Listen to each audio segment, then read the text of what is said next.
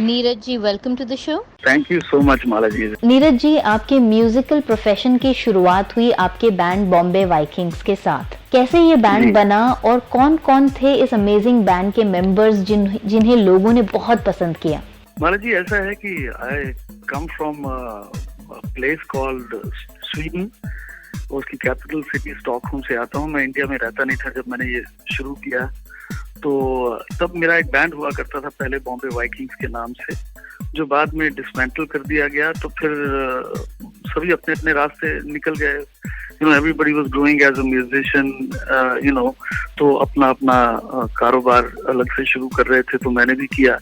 मैंने इंडिया में ट्राई किया और इसके लिए मैंने अपने बैंड मेंबर्स को कहा कि देखिए, मैं कुछ इंडिया में करने जा रहा हूँ और मैं उसको बतौर बॉम्बे वाइकिंग्स ही करना चाहूंगा।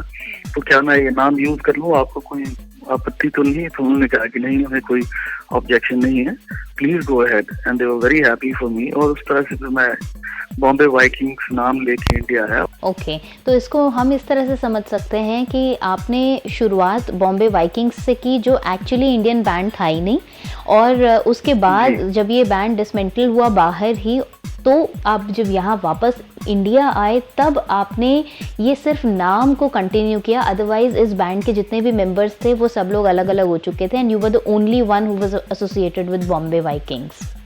या बिल्कुल बिल्कुल। और वैसे भी वो पहले जो नाम था वो वाइकिंग था। तो उसके बाद क्योंकि वो तो वहाँ के सब लोग थे, सभी गोरे थे और मैं ही एक इंडियन था उसमें। तो मैंने कहा कि मेरी भी आइडेंटिटी चाहिए इसमें।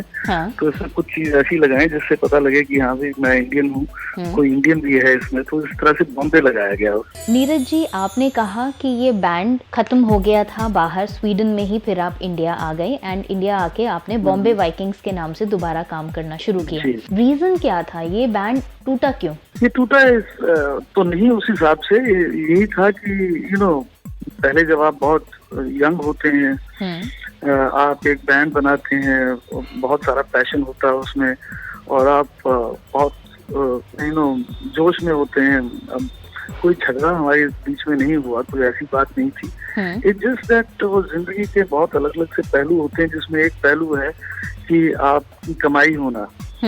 तो जब बैंड से अब लोग 5 लोग बैंड में थे, तो 5 लोगों से की कमाई एक बैंड का करना बड़ा मुश्किल सा हो गया था। क्योंकि वो एक ऐसी जगह है जहाँ हर तीसरी गली में कोई ना कोई बैंड है, म्यूजिशियन है। So it's very Musically rich country. तो थोड़ा सा मुश्किल हो गया था। तो सबने अपने अपने कोई रास्ते निकाले। किसी ने कोई प्रोडक्शन कंपनी में काम करना शुरू कर दिया बतौर म्यूजिशियन। किसी ने टेलीविजन सीरियल्स में वहाँ पे कहीं म्यूजिक बनाना शुरू कर दिया। किसी ने फिल्म की बैकग्राउंड का म्यूजिक करना शुरू कर दिया। तो हमें सबको जरूरत थी कोई पार्ट टाइम कहीं इधर कोई अलग से म्यूजिक को कोई काम मिले। तो वो जो पार्ट टाइम म्यूजिक का काम मिला कहीं, तो वो ही ज्यादा चलने लगा।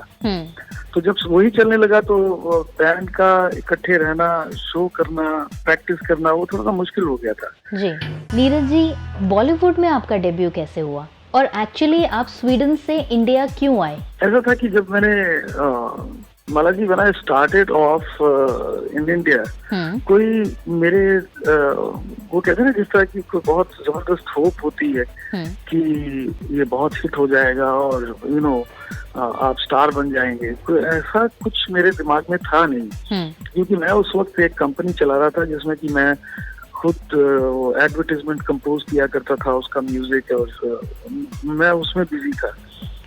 और वहाँ पे मेरा काम चलना अभी शुरू ही हुआ था। तो जब यहाँ पे भी शुरू हो गया और वो क्या सूरत है एल्बम आई, कोई दिमाग में था नहीं कि मैं एक ही एल्बम से कुछ स्टार बन जाऊंगा या बहुत हिट हो जाएगी एल्बम। बट वो हिट हो गई। अब जब वो हिट हो गई तो फिर दूसरी एल्बम करनी थी, एंड वो दूसरी थी, फिर दूसरी के बाद तीसरी, तीसरी के बाद चौथी, ऐसे चलता गया। मुझे याद है कि मैंने जब अपनी अगली एल्बम की कौन सी थी, मेरे ख्याल छोड़ दो आंचल, तो हवा में उड़ती गाय से ही कुछ था जो मेरी तीसरी एल्बम थी। और चौथी एल्बम के बीच ऐसा हुआ कि मुझे यहाँ पे शोज बहुत मिलने लगे। तो मैं साल में 200 दिन मैं इंडिया में ही रहता था, and I used to spend so much of money in hotels. मेरा 5 स्टार होटल्स में खर्चा भी बहुत होता है और फिर कभी-कभी ये महसूस होता है कि अरे ना तो मैं यहाँ कमरे में म्यूजिक प्रैक्टिस कर सकता हूँ, ना मैं ऊँचे से गा सकता हूँ और फिर घर की भी याद आती थी, घर के फैमिली मेंबर्स की।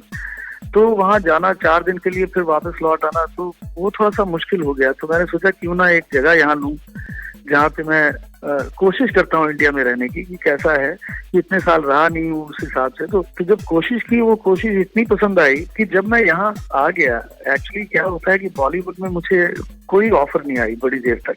लोग मुझसे पूछा करते थे कि आप इतने पॉपुलर सिंगर हैं, आपने इतना कुछ काम किया है, आप इतने अच्छे कंपोजर भी हैं, तो आप बॉलीवुड में कुछ क्यों नहीं करते? मैं कहता था कि मुझे कोई ऑफर मिली नहीं। लोग यकीन नहीं करते थे कि ये सच्ची बात है कि मुझे किसी ने आज तक बुलाया नहीं। वो उसका रीजन ये भी हो सकता है कि मैं यहाँ इंडिया में रहता नहीं था, पर जब उनको पता चला कि मैं यहाँ रहता हूँ तो उसके बाद मुझे ऑफर्स आनी शुरू हो गई। मेरा पहला गाना था प्यार, एक फिल्म है प्यार के सुपरहिट फॉर्मूले, तो उसमें एक गाना था मेरा कभी फूल देना मनाने के लिए। नीरज जी, एक रीत है कि जब भी कोई सिंगर यहाँ पर आता है तो एक छोटा सा मिनी कॉन्सर्ट हम उनका रखते हैं। And since we have Neeraj Shridhar यानी Bombay Vikings with us today, तो कुछ बढ़िया सा हो जाए। तुम ही दिन चढ़े, तुम ही दिन ढले, तुम ही हो बंधु सखा, तुम ही every time, any minute of the day, तुम ही हो बंधु सखा, तुम ही